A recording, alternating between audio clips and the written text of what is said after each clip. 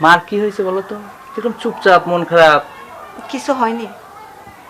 কিছু হয়নি মানে? আসলে কথাটা বলা ঠিক হবে কিনা বুঝতে পারতেছি না। কি হয়েছে খুলে বলো তো।